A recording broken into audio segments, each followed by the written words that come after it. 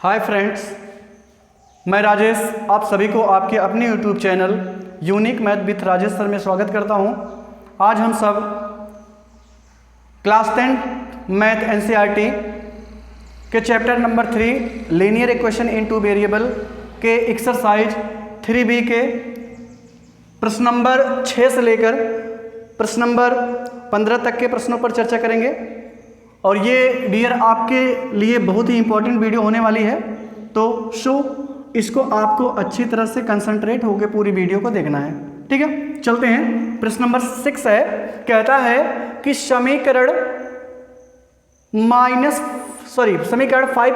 - 7y = 8 और 10x + 3y = 33 से x का विलोपन कर, मतलब x को हमें विलुप्त करना है, खत्म करना है। किसको? x को खत्म करना है और x को विलोपन कर y में समीकरण ज्ञात कीजिए।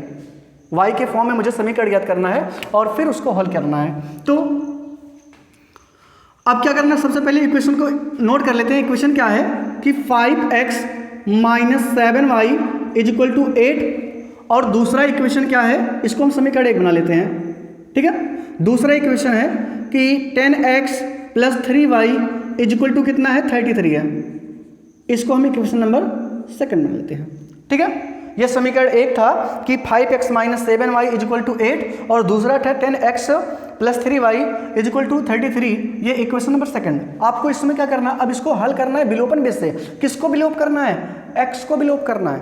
तो x को विलोप करने का मतलब x के गुणांक को सेम करना है। किसके गुणांक को सेम करना है? जिसको विलोप करना होता है उसी के गुणांक को सेम कर लीजिए। तो वही फिलहाल हम पीछे वाले क्वेश्चन में यही करते आ रहे हैं कि x को विलोप कर रहे हैं। तो ये x को विलोप करना है तो इसका मतलब x वाले गुणांक को सेम करना पड़ेगा। तो अच्छा बताइए, ये 5 ये 10 है, अगर हम इसमें 2 से गुणा कर दें तो ये भी 10 हो जाएगा। अगर हम समीकरण 1 में 2 से गुणा करते हैं ये 10 हो जाएगा और समीकरण 2 में कोई चेंजमेंट नहीं चाहिए, इस वजह से इसमें 1 से गुणा कर लीजिए। तो कैसे लिखोगे आप समीकरण 1 में कितने से? 2 से। समीकरण 1 में 2 से तथा समीकरण 2 में कोई चेंजमेंट नहीं है। आप ऐसा भी कर सकते हैं, केवल समीकरण 1 में ही गुणा करिए, 2 में कुछ भी ना करिए। लेकिन यहाँ हम स्टेप वाइज स्टेप आने के लिए ये हम समीकरण 2 में भी कर रहे हैं। ठीक है, ऐसा करने से आपका एक भी मार्क्स कहीं कटने की कोई शंका नहीं रहती है। ठीक है ना। तो समीकरण 1 में कितने से गुणा करना है? 2 से। और समीकरण 2 में कितने से? 1 से गुणा करने पर। 1 से गुणा करने पर। ये तो समझ में आ रहा, समीकरण 1 में 2 से क्यों और समीकरण 2 में 1 से क्यों गुणा कर रहे हैं? दोनों के गुणांक सेम करने के लिए। इसमें 2 से गुणा करेंगे ये भी 10 हो जाएगा, इसमें 1 से गुणा करेंगे कोई चेंजमेंट नहीं होगा, ये भी 10 ही रहेगा। तो 10 10 हो जाएगा, सेम हो जाएगा। तो चलिए गुणा करते हैं। तो अब मुझे 2 से गुणा, इसमें भी गुणा करेंगे, इसमें भी गुणा करेंगे, इसमें भी गुणा करेंगे। तो चलिए 5x में 2 से गुणा करोगे 10x हो जाएगा, यहाँ माइनस है तो माइनस लगाइए। 7y में 2 से गुणा करोगे तो 14y हो जाएगा। ठीक है, कितना हो जाएगा? 14y 14y। और यहाँ बराबर 8 में 2 से गुणा करोगे 16 हो जाएगा। इसको समीकरण नंबर कितना बना ले? 3 बना ले। इतनी बात नहीं। अब समीकरण 2 में कितने से गुणा करना? 1 से गुणा करना है। तो 1 से गुणा करने पे इसके मान में कोई चेंजमेंट नहीं होगा, इसी वजह से उसको हम नोट डाउन कर लेंगे। 10x + 3y और = 33 जैसे था एकदम सेम टू सेम, उसमें कोई चेंजमेंट नहीं होगा, एकदम उतर जाएगा। समीकरण जो 2 था वो 3 हो गया ना। अब क्या करना, अब यहाँ देखिए x के गुणांक सेम हो गए। अब x के गुणांक सेम हो गए तो x के इनके सामने में चिन्ह क्या है? ये भी तो समान है।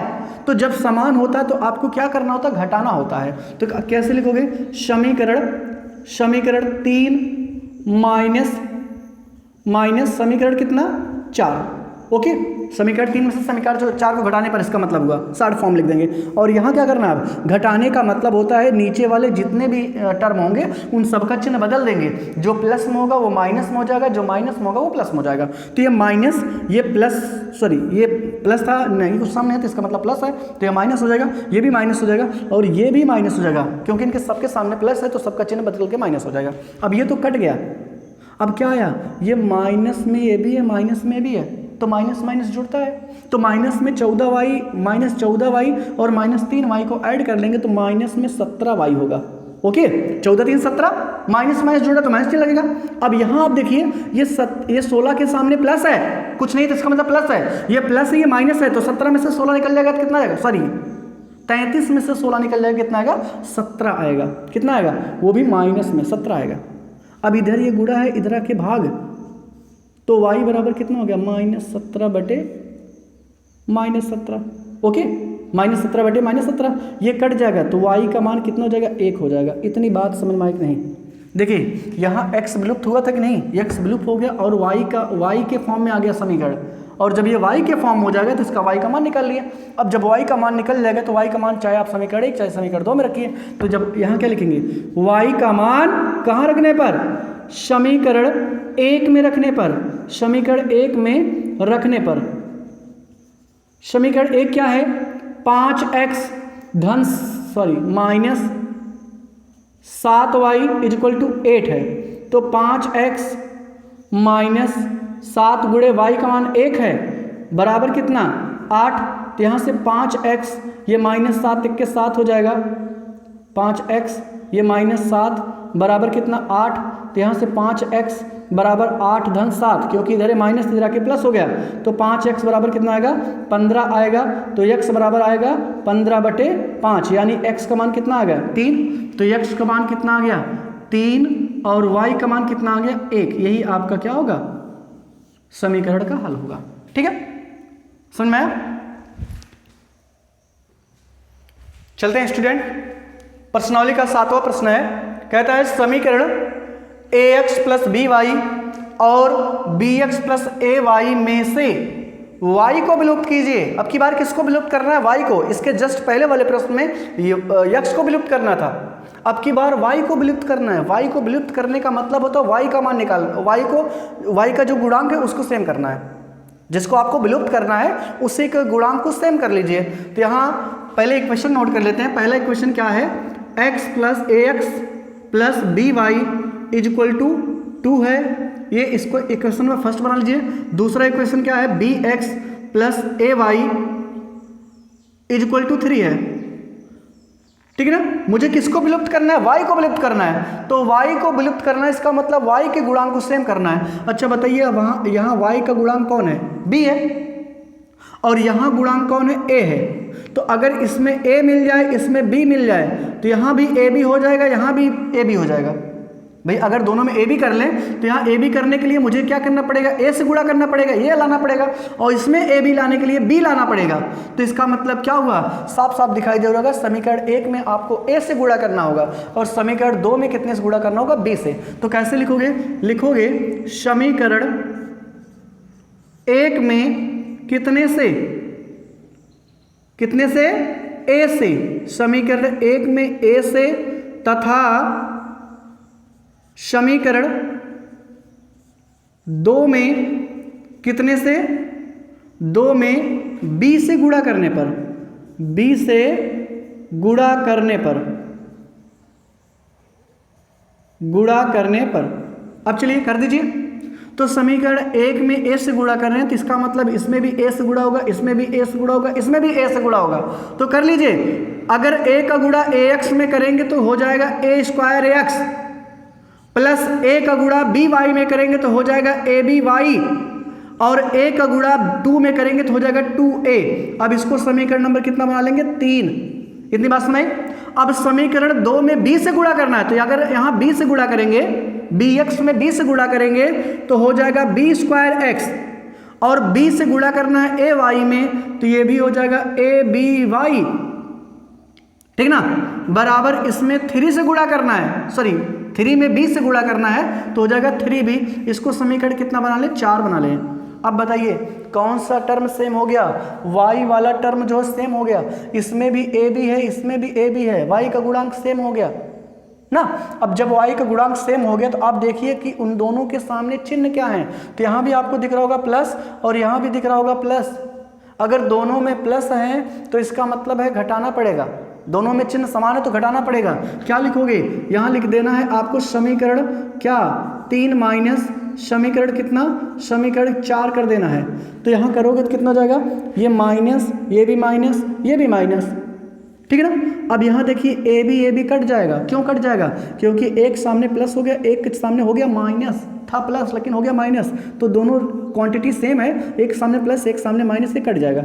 अब यहाँ देखिए दोनों में एक एक्स कॉमन दिख रहा है, तो जब एक्स कॉमन लेंगे तो क्या बचेगा अंदर, ध्यान रखना पॉजिटिव टर्म को पहले लिखेंगे। पॉजिटिव में कौन है, ए स्क्वायर, और निगेटिव में कौन है, बी स्क्वायर, तो निगेटिव में बी स्क्वायर। इतनी बात समझ नहीं, तो यहाँ भी मुझे क्या घटाना है, घटेगा है नहीं, तो पॉजिटिव वाले टर्म को पहले लिख लीजिए। पॉजिटिव कौन है 2a, निगेटिव में कौन है 3b, इतना हो जाएगा। यानी अगले स्टेप में हो जाएगा 2a माइनस 3b बटे में क्या, a square minus b square. तो यही के क्या करना होगा। अब देखिए इसमें से y विलुप्त हो गया कि नहीं, वही तो कह रहा था में से y को विलुप्त कीजिए, तो y विलुप्त हो गया। यही आपका हो गया क्वेश्चन नंबर 7 का सोल्यूशन। ओके चलिए चलते हैं प्रश्नावली का 8वां प्रश्न क्या है, कहता है यदि 2xy equal to 4x plus 3y हो तो y का मान x के पदों में लिखिए। किसका मान निकालना, y का मान किसके पदों में, x के पदों में। तो पहले इक्वेशन नोट कर लेते हैं, क्या है 2xy equal to 4x plus कितना 3y।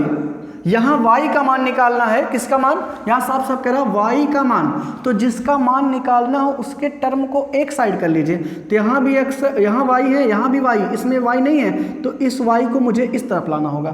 तो क्या करना पड़ेगा, 2xy माइनस 3y, क्योंकि उधर प्लस था इधर आके माइनस होगा। अब देखिए दोनों y वाले टर्म एक साथ हो गए कि नहीं, हो गया।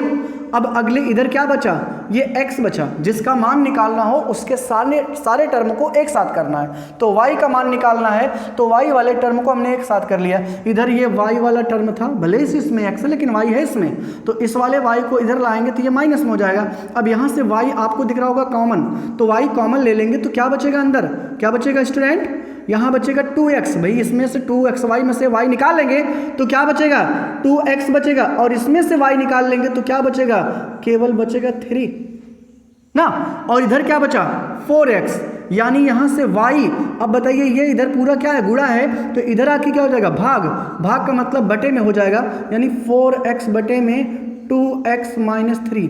अब ये बताइए y का मान जो है x के पदों में आ गया कि नहीं, तो यही इस समीकरण का, इस क्वेश्चन का हल होगा, y का मान x के पदों में हो गया, ठीक ना।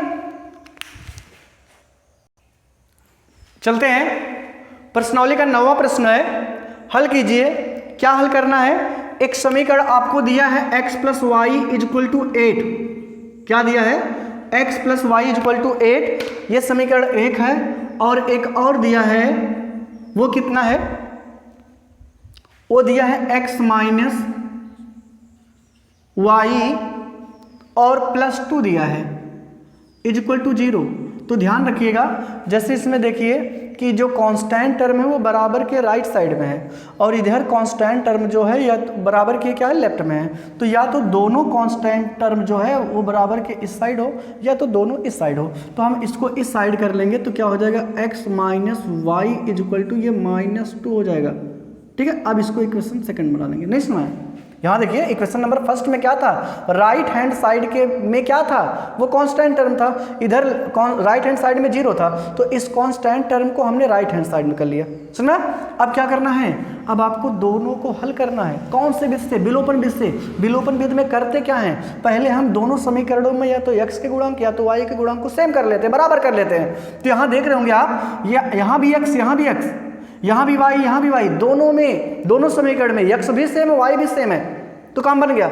अब मुझे सेम करने की जरूरत नहीं है, तो डायरेक्टली ध्यान रखिएगा, अगर आप क्या करेंगे, अगर y को काटना चाहते हैं, y को विलुप्त करना चाहते हैं, तो एक y में प्लस है, एक y में माइनस है। अब चिन्ह विपरीत हुआ, चिन्ह विपरीत है कि नहीं, विपरीत है, तो जब विपरीत होगा तो जोड़ लेंगे, अगर जोड़ेंगे तो y वाला कट जाएगा, और अगर घटाएंगे तो कौन कटेगा, x वाला टर्म कटेगा। तो क्या करेंगे, ऐसे लिख लीजिए, समीकरण 1 और 2 को क्या करें, आपके जोड़ लीजिए। समीकरण 1 और समीकरण 2 को क्या करने पर, समीकरण 2 को जोड़ने पर, ओके। अब इनको जोड़ना है, तो जोड़ने पे कोई चेंजमेंट नहीं होता है। समीकरण 1 पहले नोट कर लीजिए, x plus y equal to 8 है, ठीक ना। और समीकरण 2 क्या है, x minus y equal to क्या है, -2 है। इसमें भी अब जोड़ना है तो जोड़ने में चिन्ह नहीं बदलते हैं, केवल घटाने में चिन्ह बदलते हैं। तो आप लाइन खींच दीजिए, ये y से कट जाएगा क्योंकि एक y के सामने क्या है प्लस है, एक y के सामने माइनस है, तो y वाला टर्म कट जाएगा। अब ये x प्लस में है तो जुड़ जाएगा, x और x जुड़ेगा 2x हो जाएगा बराबर, ये वाला 8 के सामने कुछ नहीं तो प्लस है, 2 के सामने माइनस है तो घटेगा, तो 8 में से 2 निकल जाएगा, 6 आएगा, तो यहाँ 6 लिख दीजिए। तो x बराबर क्या हो जाएगा 6 बटे इधर ये गुणा इधर के भाग, यानी x बराबर हो जाएगा 3। हो गया कि नहीं? अब x का मान निकल गया, तो x का मान चाहे समीकरण 1 में चाहे समीकरण 2 में रख करके y का मान निकाल लीजिए। तो कैसे लिखोगे? x का मान कहाँ रखने पर, जिसमें आपकी इच्छा का है, जो आपको समीकरण सिंपल दिखे उसी में रख सकते हो। तो मुझे दोनों दिख रहा है, ज़्यादा कठिन तो है नहीं, तो x का मान समीकरण 1 में रखने पर, ठीक है, समीकरण 1 में रखने पर। समीकरण 1 क्या है? x plus y equal to कितना है 8 है, आपने x का मान निकाल रखा है, कितना निकाल रखा है 3, तो इस x के प्लेस पे 3 रख दिया, y था तो y रहने दीजिए, इधर ये प्लस 3 है, इधर आके माइनस हो जाएगा, तो y बराबर 8 माइनस 3, तो y बराबर हो जाएगा 5, ठीक है। तो ये हो गया इस क्वेश्चन का सलूशन। इन दोनों समीकरणों को हल क्या होंगे, x का मान आएगा 3 और y का मान कितना आएगा 5। एक बात और, अगर आपको अपना आंसर कहीं गलत लग रहा है, आपको समझ में आता है कि ये मुझे गलत है कि नहीं, आप नहीं कंफर्म कर पा रहे हैं, तो ये दोनों मान इस समीकरण में रखिए। अगर इसमें रखने पर दोनों साइड इक्वल आ जाते हैं तो इसका मतलब आपका आंसर सही है, वो गलत नहीं है, ठीक है। तो अगर x का मान 3 रखेंगे, y का मान 5 रखेंगे, 5 3 8 हो जाएगा कि नहीं, हो जाएगा। इसका मतलब 100% श्योर है कि आपका जो उत्तर है वो सही है, ठीक है ना। चलते हैं पर्सनैलिटी थ्योरी का प्रश्न नंबर 10 है, हल कीजिए। क्या है प्रश्न? समीकरण 1 आपको दिया है, रूट में 2x प्लस रूट में 3y इक्वल टू 0, इसको समीकरण 1 बना लेते हैं। इक्वेशन नंबर 2 क्या है? Root 3x minus root 8y equal to 0 है, इसको समीकरण नंबर कितना बना ले 2। ये दोनों को हमें हल करना है, इन दोनों समीकरणों को हल करना है। इसका मतलब है कि x और y का मान निकालना है, x का मान कितना होगा, y का मान कितना होगा। तो कैसे सॉल्व करेंगे? विलोपन विधि में आप जानते हो कि दोनों में से, दोनों चरों या x या y दोनों चरों में से किसी एक चर का मान सेम करना पड़ता, मान का मतलब उसके गुणांक को सेम करना पड़ता है। तो अगर हम इसके गुणांक को सेम करना चाहें तो अगर इसमें करड़ी में 3 से गुणा कर दे तो करड़ी में 6 हो जाएगा, और इसमें करड़ी में 2 से गुणा कर दे करड़ी क्या हो जाएगा, ये भी 6 हो जाएगा, ठीक है ना। अगर हम दोनों को करड़ी में 6 बना लें तो काम बन जाएगा, दोनों सेम हो जाएंगे। और ये करड़ी में है तो ध्यान रखिएगा आपको गुणा भी करड़ी से करना पड़ेगा, ठीक है, क्योंकि करड़ी जो है करड़ी से ही गुणा होता है। तो आप लिखोगे कैसे कि समीकरण कितने में, 1 में कितने से, करड़ी में 3 से, क्योंकि करड़ी में 2 है, करड़ी में 2 में अगर करड़ी में 3 से गुणा करेंगे तो करड़ी में 6 आएगा। तो समीकरण 1 में करड़ी में 3 से, तथा समीकरण 2 में करड़ी में कितने से, 2 से गुणा करने पर, 2 से गुणा करने पर, ठीक है ना। तो करड़ी में 3 से गुणा करेंगे तो क्या हो जाएगा, यहां भी करड़ी में 3 से गुणा करेंगे तो करड़ी में हो जाएगा 6x, ठीक है ना। और यहां करड़ी में गुणा करेंगे तो हो जाएगा करड़ी में 9y, करड़ी का आपस में गुणा हो जाता है, और यहाँ गुणा 0 में करेंगे तो ये पूरा 0 ही हो जाएगा। इसका मतलब इक्वेशन नंबर 3 मिल गया। अब इसमें क्या करना है आपको, इसमें करड़ी में 2 से गुणा करना है, तो करड़ी में 2 से गुणा करेंगे तो क्या मिलेगा, करड़ी में 6x, और इसमें 2 से गुणा करेंगे तो करड़ी में 8 दूनी 16y, और यहाँ करड़ी में 2 से गुणा करेंगे तो 0 हो जाएगा। ये समीकरण नंबर कितना हो गया, 4 हो गया ना। अब ये बताइए यहाँ x वाले कोएफिशिएंट जो है सेम है कि नहीं, x के गुणांक सेम है कि नहीं, सेम हो गया। बताइए इनके सामने वाले चिन्ह क्या है, ये भी सेम है, इनके सामने भी प्लस, इनके भी सामने प्लस है, तो आपको घटाना पड़ेगा। घटाओगे तो क्या लिखोगे, यहाँ लिख दोगे बगल में समीकरण 3 माइनस समीकरण 4, क्या लिखोगे, समीकरण 4, ओके। तो अब यहाँ क्या करोगे, साइन बदल दीजिए, माइनस प्लस, वहाँ 0 है तो कोई चेंज कर जरूरत नहीं है ना, तो ये हो जाएगा, कट गया। अब ये बताइए यहाँ लिखा है करड़ी में 9y, एक स्टेप चाहे तो आप लिख लीजिए, करड़ी में 9y और एक करड़ी में 16y लिखा है, दोनों प्लस में है क्योंकि ये भी प्लस में, भी प्लस में हो गया, बराबर कितना 0। करड़ी में 3y का, करड़ी में 9y का मतलब 3y, भाई करड़ी में 9 का मान केवल 3 होगा और करड़ी में 16 का मतलब केवल 4, y बराबर कितना 0, तो 7y बराबर 0 हो गया, तो y बराबर भी कितना जाएगा 0। अब y का मान कहाँ रखोगे, y का मान आप समीकरण 1 या समीकरण 2 में रख दीजिए। तो समीकरण 1 में रख दे रहे हैं, समीकरण 1 में रखने पर तो समीकरण 1 क्या है, समीकरण 1 है कि करड़ी में 2x प्लस करड़ी में 3y बराबर 0 है। तो यहाँ से करड़ी में 2x और धन करड़ी में 3y का मान 0 निकला है ऊपर, तो करड़ी में 2x धन ये हो जाएगा 0 बराबर करड़ी में 2x बराबर 0, यानी x का मान भी कितना आएगा 0। ठीक है, तो यहाँ x और y दोनों का मान क्या आ गया 0 हो गया। तो यही इन दोनों समीकरणों का क्या होगा हल, यानी x बराबर 0 और y बराबर 0। तो आशा करता हूँ आपको ये वीडियो ज़रूर पसंद आई हुई होगी। Thanks friends.